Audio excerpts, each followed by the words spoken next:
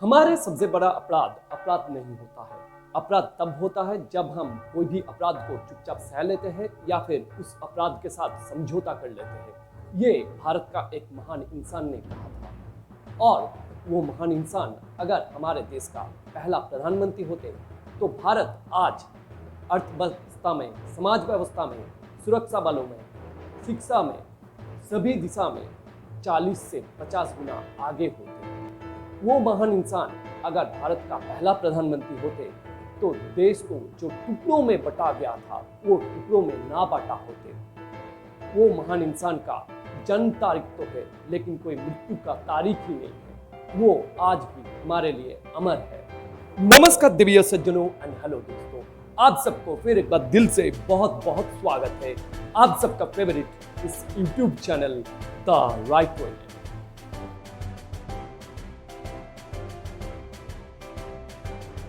जी हाँ दोस्तों, आज मैं आप सब लोगों को एक भारत का गर्व, भारत का वो महान पुरुष के बारे में बताने वाला हूँ जिनका नाम है नेताजी सुभाष चंद्र बोस। नेताजी सुभाष चंद्र बोस भारत के स्वाधीनता के इतिहास में एक बहुत ही बड़ा नाम है। साथ ही साथ नेताजी सुभाष चंद्र बोस भारत के इतिहास का एक बहुत बड़ा रहस्यमय नाम है।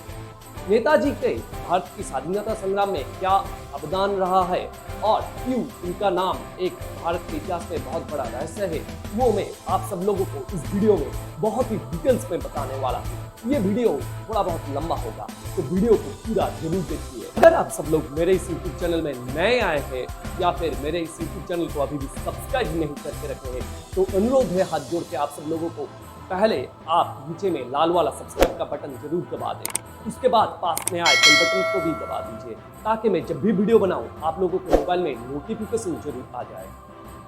नेताजी सुभाष चंद्र बोस का जन्म सन 1897 में 23 जनवरी को हुआ था ओडिशा की कटक से। उनके पिता जानकीनाथ बोस एक बैरिस्टर हुआ करते थे। उन्हीं के कहने पर सुभाष चंद्र बोस ने ICS का एग्जाम बैठा 1920 में।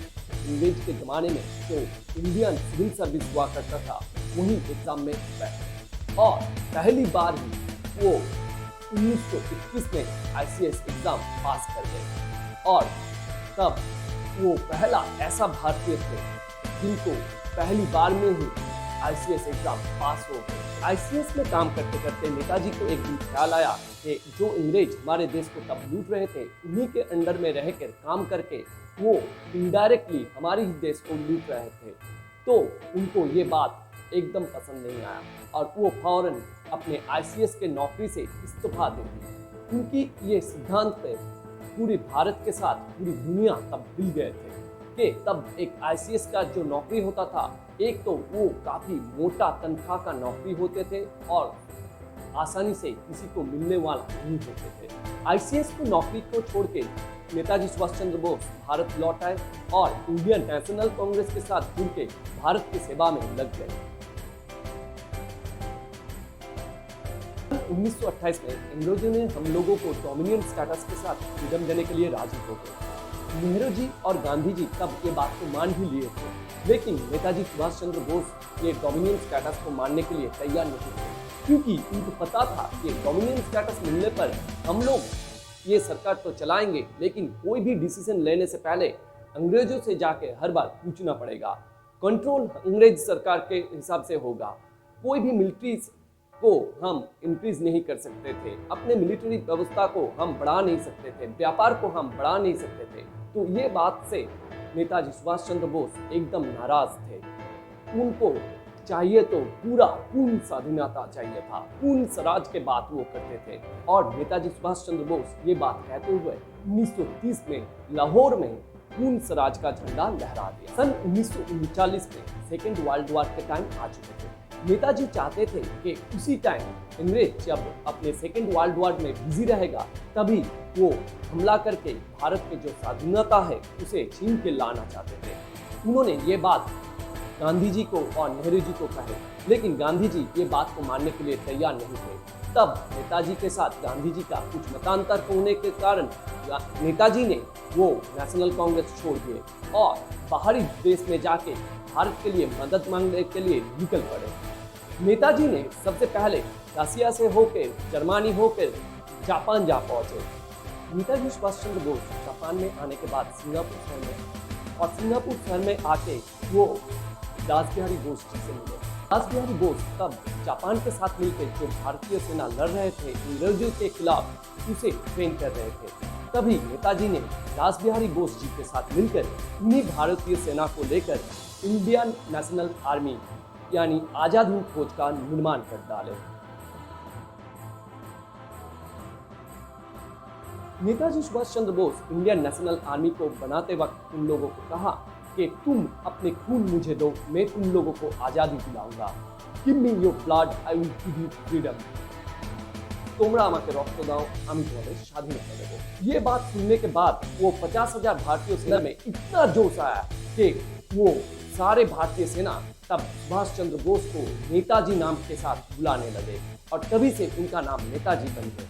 नेताजी सुभाष चंद्र बोस एक महिला सेना के दल का भी निर्माण किया था जिनका नाम झांसी रानी लक्ष्मीबाई रखा गया था। नेताजी सुभाष चंद्र बोस चाहते थे कि भारत की स्वाधीनता संग्राम में महिलाओं की भूमिका भी समान स्तर पर। 1943 में तैयार हुआ इंडियन नेशनल आर्मी को नेताजी ने इतना जबरदस्त ट्रेनिंग दिए, इतना जबरदस्त तरीके से तैयार किए कि उसी इंडियन नेशनल आर्मी के साथ आजाद हिंद फौज के साथ 1944 में आज का मणिपुर में आए और मणिपुर में आके तब अंग्रेजों के साथ लड़ाई में लड़ गए और लड़के अंग्रेजों को सारे हरा कर वहाँ पे भारत के आज़ादी के लिए वो पहला तिरंगा झंडा लहरा दिए। आजाद हिंद फौज के सारे 50,000 सिपाही तो सुभाष चंद्र बोस को नेताजी कहने लगे थे। साथ ही साथ पूरे देश में, पूरे दुनिया में इनके चर्चा होने लगे थे। अंग्रेजों को भी पता चल गया था कि ये नेताजी सुभाष चंद्र बोस बहुत ही बड़ा कुछ करने वाले थे और पूरे देश भी उनको अपने अगले स्वाधीन देश का प्रधानमंत्री के रूप में मानने लगे थे। पूरा देश हिंदू और मुस्लिम के साथ अगर किसी को एक बात में मानते थे तो वो सुभाष चंद्र बोस यानी नेताजी होते थे। यहाँ तक जिन्ना ने भी कहा था कि अगर हमारे स्वाधीन देश का पहला प्रधानमंत्री नेताजी सुभाष चंद्र बोस होंगे तो उनको अलग से कोई दूसरे मुल्क का जरूरत नहीं है, वो सभी मिलके हमारे साथ ही पूरा भारत के साथ ही रह सकते हैं। तो सोचिए, इसलिए मैंने वीडियो के पहले ही कहा था कि अगर वो हमारे देश का पहला प्रधानमंत्री रहते तो हमारा देश शायद बंटवारा नहीं हो। जब पूरा भारत के जनता ये सपना देखने लगे थे कि स्वाधीन भारत का प्रधानमंत्री नेताजी सुभाष चंद्र बोस ही होंगे, तभी 1945 में अचानक से ये संवाद आते हैं कि ताइवान से रसिया जाने के विमान में नेताजी थे और वो प्लेन क्रैश करके नेताजी का देहांत हो चुका है।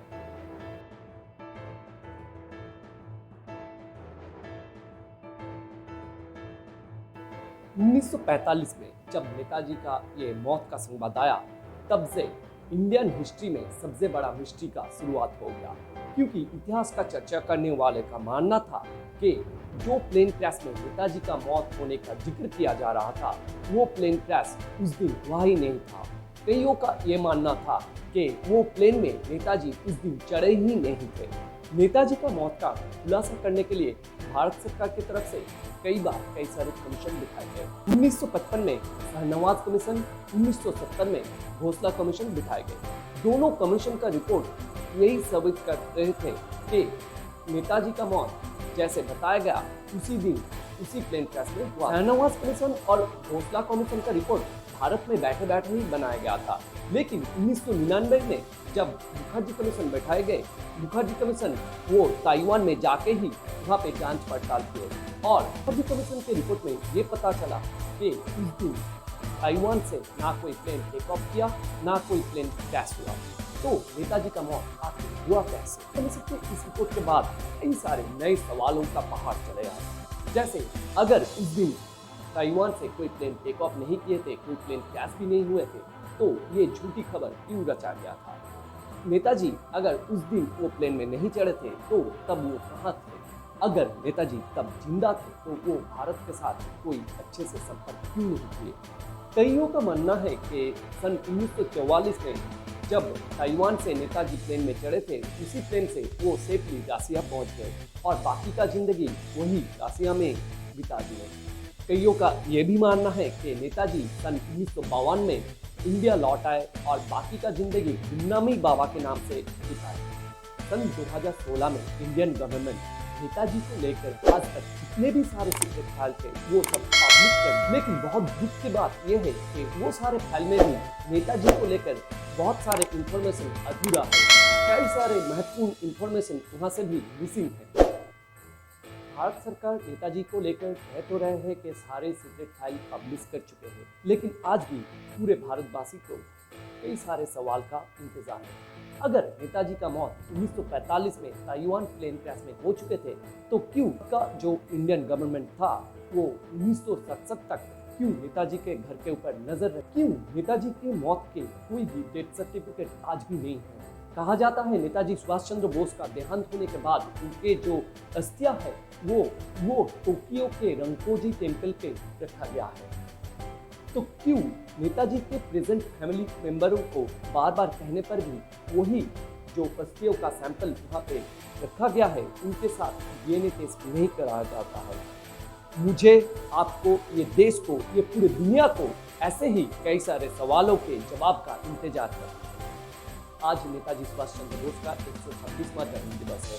मैं मेरे तरफ से उनको श्रद्धापूर्वक प्रणाम करता हूँ और इस वीडियो के लिए आप सबको 126 लाइक का टारगेट करता हूं, क्योंकि मुझे यकीन है कि नेताजी सुभाष चंद्र बोस जैसे महान पुरुष के नाम पर आप ये वीडियो को जरूर इस 126 लाइक तक पहुंचाकर उनको एक सलाम जरूर करेंगे। और साथ ही साथ कमेंट सेक्शन में जाकर जय आजाद हिंद फौज ये लिखना मत भूलिएगा। यकीन है कि मैं, आप और हम सब ये चाहते हैं कि नेताजी सुभाष चंद्र बोस को लेकर इतना सारा डिटेल्स इंफॉर्मेशन सभी के पास पहुंचे।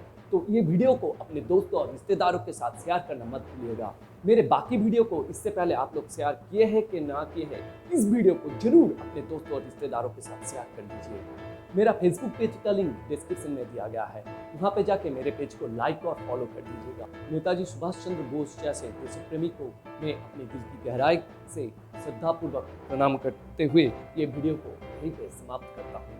तो मैं हमेशा आपके साथ में हूँ, आपके पास में हूँ। आप भी हमेशा मेरे पास में रहिएगा, मेरे साथ में रहिएगा। तो हमेशा की तरह मेरे इस यूट्यूब वीडियो को लाइक करने के लिए, कमेंट सेक्शन में जाकर कमेंट करने के लिए, ये वीडियो को अपने दोस्तों और रिश्तेदारों के साथ शेयर करने के लिए डिस्क्रिप्शन में जाके मेरे फेसबुक पेज का लिंक को क्लिक करके लाइक और फॉलो कर दीजिए और मेरे इस यूट्यूब चैनल को सब्सक्राइब करके पास में रहे बेल बटन को दबाकर हमारे साथ जुड़ने के लिए आपको मेरे दिल की गहराई से मेरे साथ बहुत बहुत